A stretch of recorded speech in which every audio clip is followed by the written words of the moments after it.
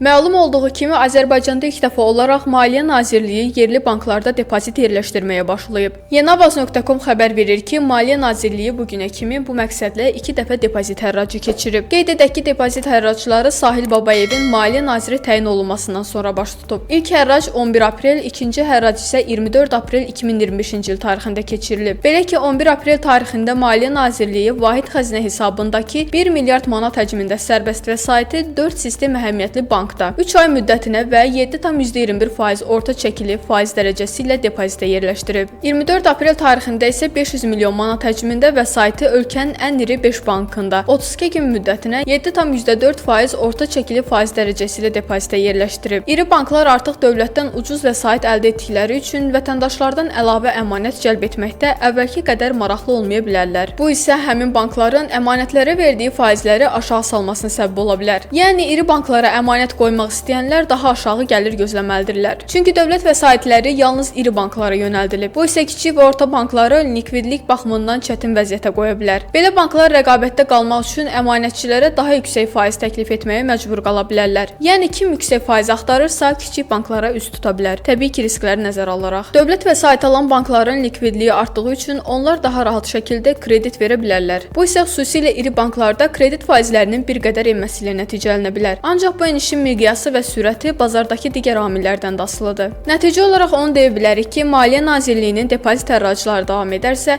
iri banklarda əmanət faizləri düşə, kredit faizləri isə bir qədər enə bilər. Kiçik banklarda isə əmanət faizləri arta bilər, lakin kredit verməkdə çətinlik çəkə bilərlər. Bu situasiya həm dövlətin gəlir əldə etməsi, həm də bazarın idarə olunması baxımından effektiv görünür. Lakin yalnız iri banklara üstünlük verilməsi sektor daxilində bərabərsizliyi artırır və bu da gələcəkdə kiçik bankların bazarda mövqeyini zəiflədə bilər.